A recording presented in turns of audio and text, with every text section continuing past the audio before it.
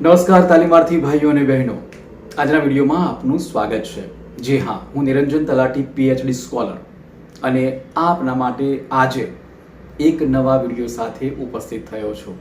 આવો સારું ભણીએ, આગળ વધીએ અને મા બાપના સપનાને પૂરા કરીએ.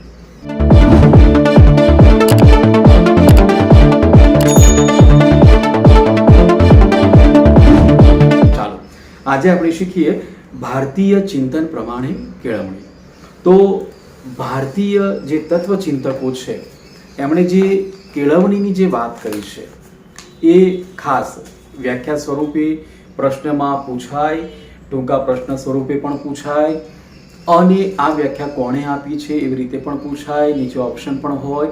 એટલે હું આપને વિનંતી કરું કે આ વ્યાખ્યાને આપ ચોક્કસ સમજીને કંઠસ્થ કરશો, માત્ર ગોખણપટ્ટી નહીં પણ સમજજો, જેથી આ માત્ર અત્યારે નહીં પણ આગામી તમામ પરીક્ષાઓમાં અને જ્યારે પણ આપ શિક્ષક બની જાઓ ત્યારે પણ આપ આ વ્યાખ્યાઓ સાથે સરસ રીતે નવા વિદ્યાર્થીઓને તૈયાર કરી શકો.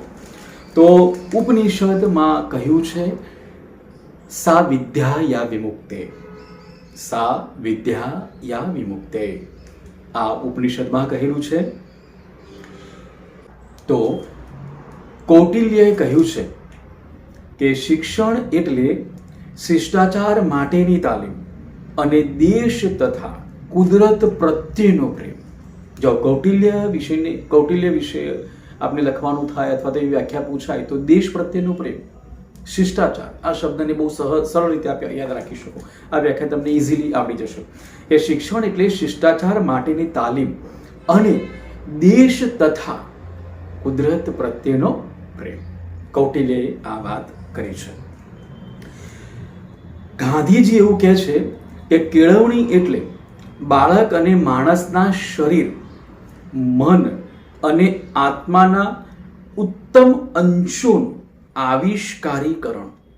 બહુ સરસ વાત છે અને એકદમ સરળ સમજાયું છે કે કેળવણી એટલે બાળક અને માણસના શરીર, મન અને આત્માના ઉત્તમ અંશોનું આવિષ્કારીકરણ. ઉત્તમ અંશો બાળક, માણસ, શરીર, મન, આટલી બાબતો યાદ રાખવાની. વિનોબાજી કહે છે કેળવણી વિશે, શિક્ષણ એ સત્યનું ઓજાર છે. કેળવણી એટલે મુક્તિ, આર્ષ દર્શન, સ્વયં પ્રેરણા, નિત્ય નવું સર્જન અને સાહસ.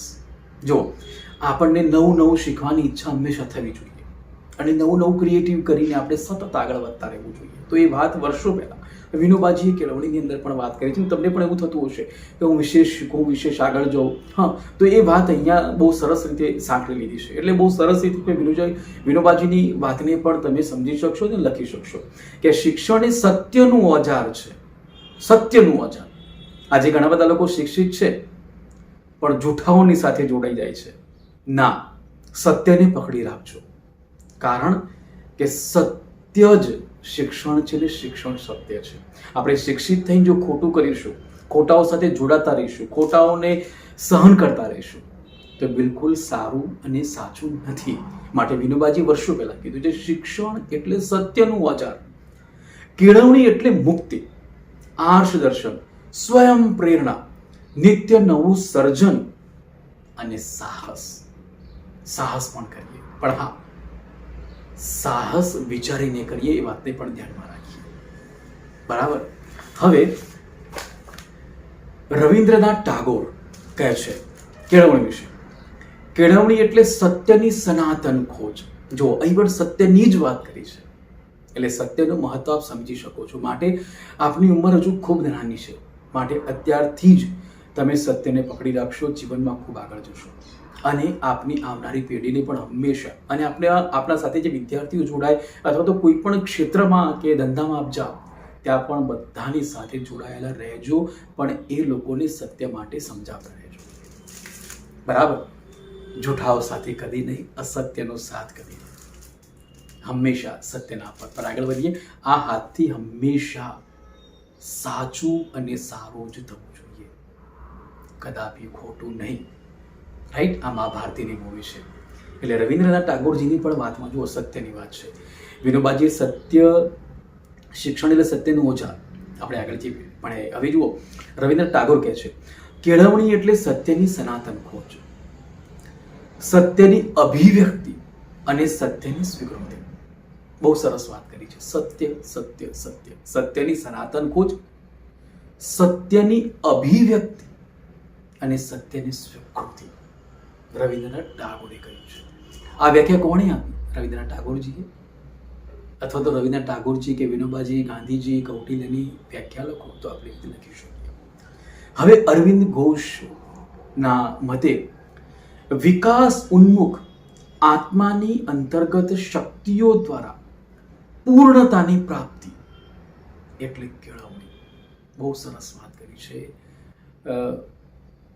એકદમ આધ્યાત્મિક, હૃદયને સ્પર્શી જાય એવી અને પરમ તત્વની પ્રાપ્તિની જે વાત કરી એને સ્પર્શતી આ વાત છે કે વિકાસોન્મુખ આત્માની અંતર્ગત શક્તિઓ દ્વારા પૂર્ણતાની પ્રાપ્તિ એટલે કેળવણી.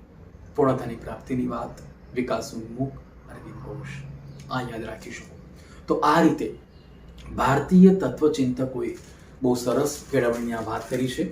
આ ભારતીય તત્વચિંતકોને આપ ચોક્કસ નામ સાથે આ વ્યાખ્યાઓને સા વિદ્યા વિમુક્તિ ઉપનિષદથી માંડીને અરવિંદ ઘોષ સુધી મેં જે વાત કરી એ ચોક્કસ આપ લખશો, યાદ રાખશો. બહુ જરૂરી છે. કંઠસ્થ કરી લેવાનું. જેમ આપણે કવિતા કંઠસ્થ કરીએ એ રીતે કંઠસ્થ કરી લેવાનું. ઘણા લોકોને એવું હોય કે મને કંઠસ્થ ન થાય તો ફિલ્મોના ગીતો કે મોબાઈલ નંબર વોટેવર આપણને કંઠસ્થ થઈ જાય છે સહજ. કેમ કે આપણો રસ એમાં છે. બસ આમાં જેવો રસ કેળવવો જોઈએ એટલે કંઠસ્થ થઈ જાય. હવે જુઓ ઘણા લોકોનું અંગ્રેજી ડીએલએડમાં બહુ સારું હશે અને ઘણાનું નહીં પણ હોય, પણ પ્રયત્ન કરજો કે અંગ્રેજી શીખો. એ પણ અત્યારે જરૂરી છે. ત્યારે અરવિંદ ઘોષની આ ડેફિનેશનની આ વ્યાખ્યાને આ વાતને ઇંગ્લિશમાં પણ અહીં રજૂ કરી છે કે education is helping the growing soul to draw out that is itself. તો આ રીતે તમે આ વાક્યને પણ 4-5 વાર લખીને કંઠસ્થ કરી શકો અને પરીક્ષામાં આવું એકાદું વાક્ય પણ તમે જો અંગ્રેજીમાં લખશો પ્રસ્તાવનાની અંદર કેળવણીની વાત સમજાવો ત્યારે, ભલે અરવિંદ ઘોષની વ્યાખ્યા તમને નથી પૂછી પણ શિક્ષણની તાત્વિક સમજની વાત અથવા કેળવણીનો અર્થ ને એવું જ્યારે પૂછે પ્રસ્તાવનાની અંદર આ ડેફિનેશનને ઇંગ્લિશમાં પણ તમે આટલું વાક્ય લખો તો પણ એની બહુ મોટી છાપ પડે.